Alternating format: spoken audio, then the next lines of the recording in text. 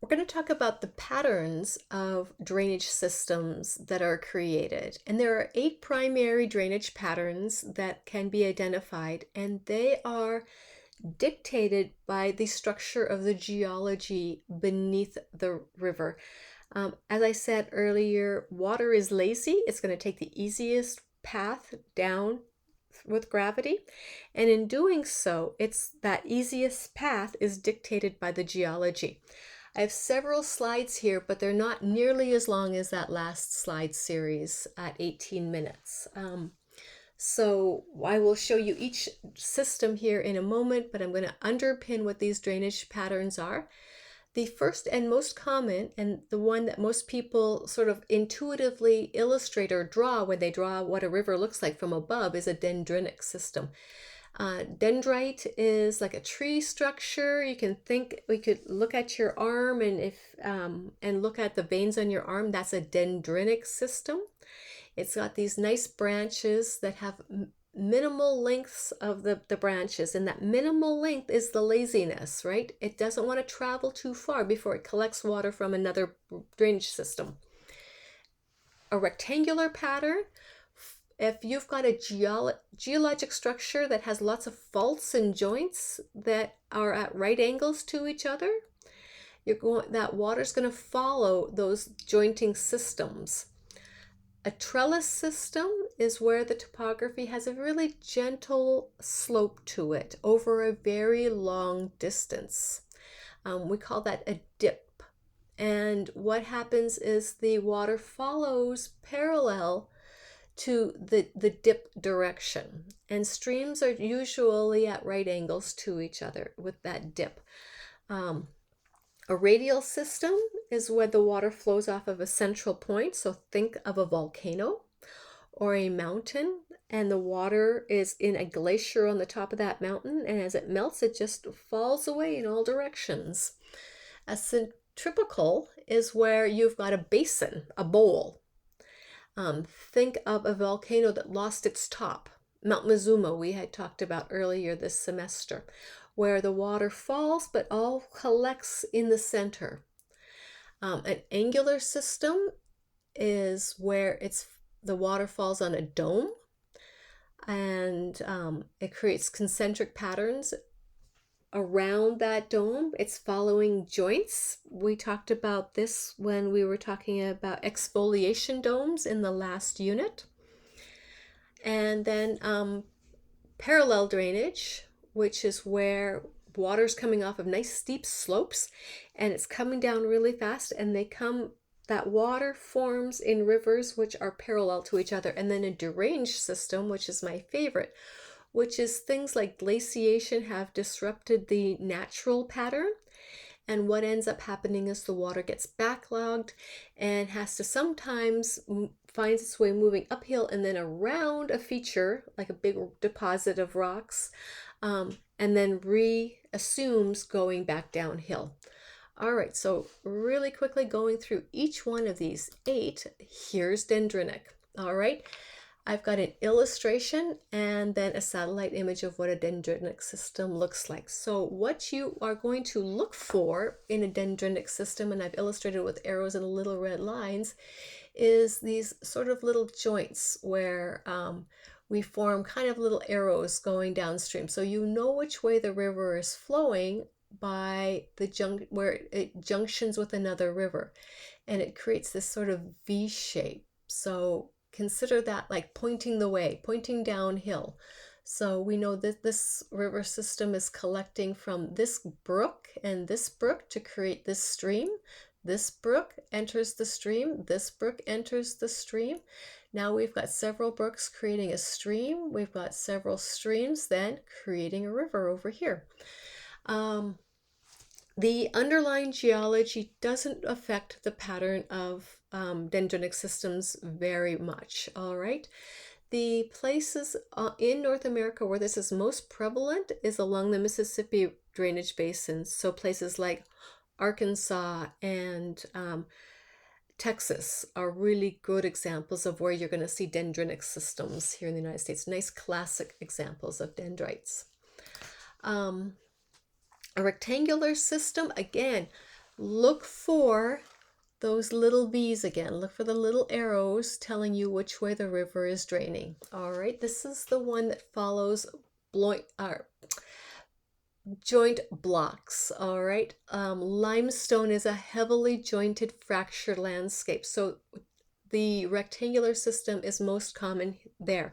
This is a great satellite image because it shows the contrast between an area of exposed limestone that gives you these strong geometric drainage shapes versus the adjacent area, which is dendritic. So you can clearly see the difference between the two in that satellite image. It's really nice.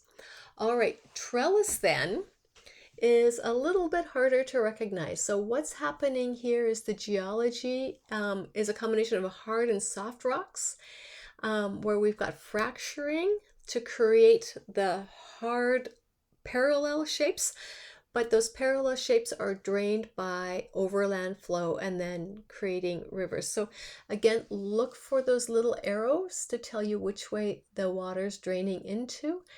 And then all you can do along the trellis, so this one is parallel with this one, which is parallel with this one here. So you can kind of see the regular parallel trellises that are going to empty into here. So really all you've got to do is follow one of these lines until you see where it meets another line, and then confirm that this line is the collection point. So I've got brooks here. All these little brooks are going to flow into this stream. This stream is going to flow into this river, which is a first order river. And then this will be a second order or first order river right here. All right, so this guy flows into here, this guy flows into here, and so on. Great example of a parallel system. Really straight line river right here. And we would have had another river right over here that's parallel to it too. And you can see the paralleling veins coming into this landscape. All right. Here's a radial example. This is my very apex, the top of the mountain. Here's the top of this mountain. So we would have a glacial mass or a snowpack up here. And as the snow melts, it flows downhill. I find my little V right here, my little arrow pointing down. I know I'm going in the right direction when I identify which way my arrow is pointing. So I know it's radial because all of my arrows are pointing away from each other. So we're getting a splaying out. In contrast to that is this annular. So here is an exfoliation dome, right? I've got a point on the top that the water's going to shed on, but because this is a dome, it has these layers of exfoliated rocks where we're going to capture that water, we're going to rill it, and we're going to follow that path. So I've got a stream emptying here. It's going to find an edge or a lip in the geology. It's going to flow parallel along that lip until we collect enough water that it spills out into the next level, and then spills onto the next level, and then down the system. You can also look for those little V's here, the direction that that water is moving in. It becomes a little harder to identify in this system, but if you look close enough and you start to find more and more of them, the confidence of recognizing which way the drainage is going becomes apparent. Parallel drainage system looks like this. Again, everything is moving in one direction. Little different than trellis, which has right angles to it. We've got very long V's that are being created. Places where you see parallel here in North America are along the Hudson's Bay, for instance. All right, this is a great satellite image of parallel. This looks a whole lot like dendritic. The difference is these are skinny trees that you're seeing, all right? A dendritic looks more like an oak tree. And then the final one is deranged. And it's pretty easy to tell what a deranged system looks like because it doesn't look like any of the others. It's got skinny areas in the river, or pardon me, skinny areas in the river, fat areas in the river. It's got these weird wonky bulbous areas, which is where we've got lakes being produced. And the only thing that you can do is just follow the water around to discover where it empties out. You can still look for the V's. They will appear, but they're harder to find. They will tell you the direction that the water is flowing more or less though. But here, I want you to take note that this elevation is about the same elevation as here, but it's unable to flow towards this here because there's probably some big feature here that's keeping it from flowing that way. So it's flowing in this direction. It gets stopped up right here because the water has to go uphill, so it breaches, creates a lake. That lake is still backed up a little bit, but it starts to flow downhill, and then it flows downhill, but we're still way higher in elevation than here. And we get a little bit of a backup system right in here, right here, pardon me. So we back all this water up and eventually it overcomes what's backing it up and it slips and finds its way downhill.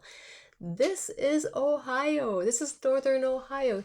Here's Portage County. Here's Geauga. Here's Summit County, here's Stark County, here's a squeeze of Mahoning County, so home is right in here for some of us. Here's Cleveland, all right? No funny jokes about Cleveland being deranged. All right,